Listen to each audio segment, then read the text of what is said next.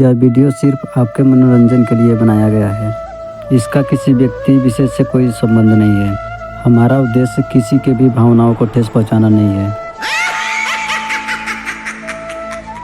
कहानी में सोनभद्र जिले का एक गांव दिखाया जाता है। ये गांव जितना हरा भरा था उतना ही सुंदर था। यहाँ के लोग खुशी खुशी जीवन व्यापन करते थे। फिर हम सुंदरम नाम का एक किसान देखते हैं जो अपने खेतों में काम कर रहा होता है। तभी बोलता है, कितना टाइम हो गया, अभी तक रजनी खाना लेकर नहीं आई। भूख भी बहुत जोर से लगी है। फिर हम देखते हैं रजनी खाना लेकर रास्ते में होती है। कुछ देर बाद रजनी खेत पर पहुंच जाती है और आवाज लगाती है, सुनिए जी, सुबह से ही खेत में काम कर रहे हो, भूखे होंगे, आओ खाना खा लो। इतना सुनते ही दिन भर का भूखा सुंदरम खाना खाने के लिए चल देता है। फिर वही बैठकर खाना खाने लगता है। खाना खाने के बाद देखता है उसकी पत्नी रजनी बहुत ही चिंतित होती है। क्या बात है, आखिर तुम इतना उदास क्यों हो? कुछ बोलोगी भी? क्या बताओ, हमारे शादी को कितने दिन हो गए, अभी तक एक भी बच्चा नहीं हुआ। कुछ दिन में गांव वाले भी ताना मारने लगेंगे। मुझे तो बहुत चिंता हो रही है। सब्र करो, हमारे शादी को सिर्फ 4 साल ही हुए हैं और तुम्हें अभी से बच्चा होने की चिंता होने लगी। होंगे बाबा, अभी बहुत टाइम है। फिर सारा सामान वहीं छोड़कर दोनों घर की ओर चल देते हैं। कुछ दूर जाने के बाद रास्ते में उन्हें लाली मौसी मिलती है। दोनों लाली मौसी को प्रणाम करते हैं। खुश रहो, मेरी उम्र भी तुम दोनों को लग जाए। इतने दिन हो गए शादी को। रजनी हमें नाती पोता कब खिलाने को दोगी? मरने से पहले बच्चों को खिलाना चाहती हूँ। क्यों रे सुंदरम, कब देगा? इतना सुनते ही दोनों सन्न रह जाते हैं। तभी सुंदरम बोलता है, हाँ मौसी, क्यों नहीं, हम बहुत जल्द ही आपको बच्चा खिलाने को देंगे। आप थोड़ा सब्र रखो, सब्र का फल बहुत मीठा होता है। इतना कहकर दोनों चल देते हैं। कुछ दूर जाने के बाद रजनी बोलती है, देखा, शायद तुम्हें पता नहीं है कि गांव की औरतें मेरे बारे में कितना भला बुरा बोलती है। मुझसे सुना नहीं जाता, शायद भगवान भी हमसे रूठे हैं। कुछ देर के बाद दोनों घर पहुंच जाते हैं। रजनी बहुत उदास बैठी होती है।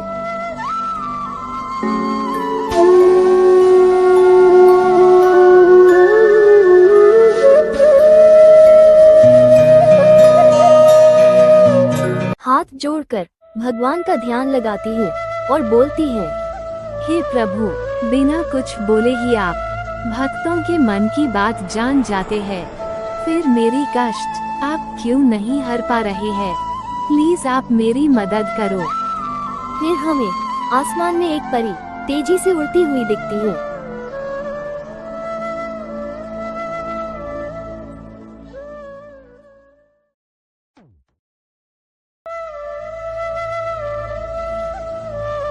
सुनहरी परी की किसी गलती की वजह से परीलोक से 7 साल के लिए पृथ्वी पर भेज दिया गया था। आज उसका 7 साल पूरा हो गया है और खुशी से परीलोक में घूम रही है। सुनहरी परी, आप शायद भूल रही हैं, आपका 7 साल खत्म होते ही परीलोक के राजा आदित्य से मिलना था।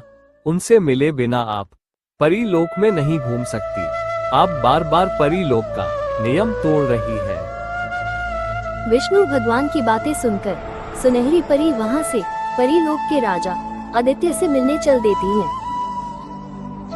प्रणाम महाराज, मुझे भगवान श्री विष्णु जी ने अपना दर्शन दिए और आपसे मिलने के लिए बोले हैं। खुश रहो, तुम परीलोक की पहली व्यक्ति हो जिन्होंने भगवान विष्णु को देखी हो। अभी कुछ दिन पहले आकाशवाणी हुई है, भगवान विष्णु कल की अवतार लेने वाले हैं। तुम पृथ्वी लोक जाओ, जब तक भगवान विष्णु अवतार नहीं ले लेते तब तक रूप बदल कर वहीं रहो। इतनी बात सुनकर सुनहरी परी पृथ्वी लोक की ओर चल देती हैं। फिर हमें पृथ्वी लोक का सीन दिखाया जाता है।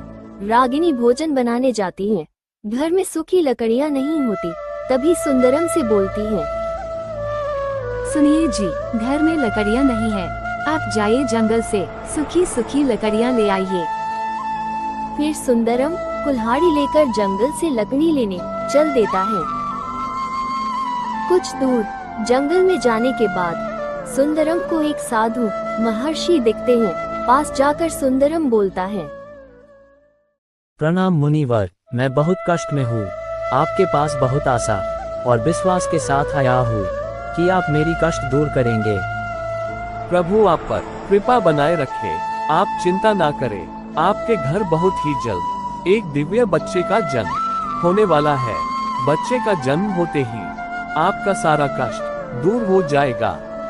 इतना सुनते ही खुशी के मारे वहाँ से जंगल में लकड़ी काटने चल देता है। आगे जाने पर सुंदरम को एक सूखी लकड़ी दिखती है, उसी को काटने लगता है।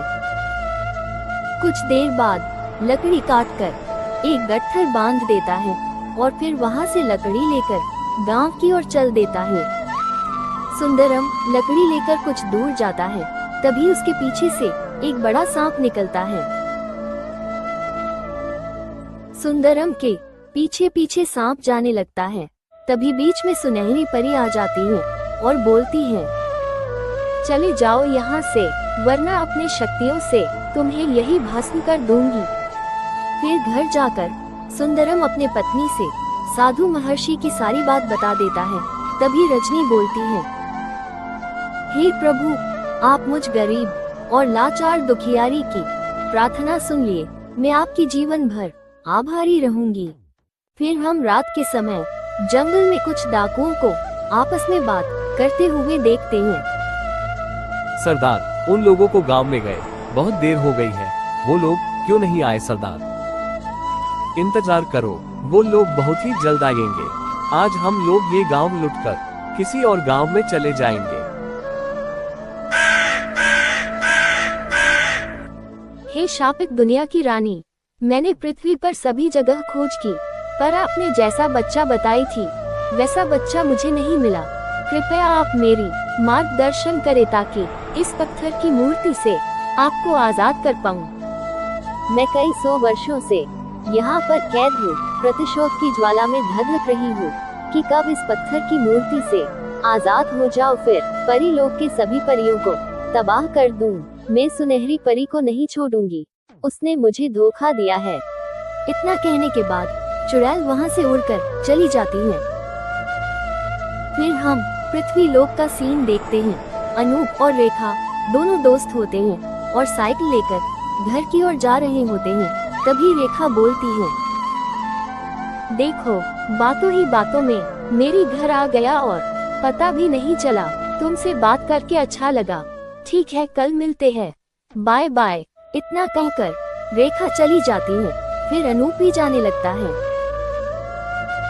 फिर हम देखते हैं सुंदरम से महर्षि रामानंद बात कर रहे होते हैं। मैं बच्चे के बारे में ज्यादा नहीं बोल सकता, यह विधि के विरुद्ध होगा, किंतु इतना बोल सकता हूँ कि भगवान की बहुत कृपा है आपके ऊपर। हे मुनिवा, हमें बच्चे के भविष्य के बारे में कृपा करके कुछ बताए। बच्चे का भविष्य बहुत ही उज्जवल है। बच्चे का जन्म बहुत ही महान कार्य के लिए होगा। बच्चे के जन्म से पहले आप लोग पे बहुत सारी परेशानियां आ सकती है। जैसे ही बच्चे का जन्म होगा, सारी परेशानियां खत्म हो जाएंगी।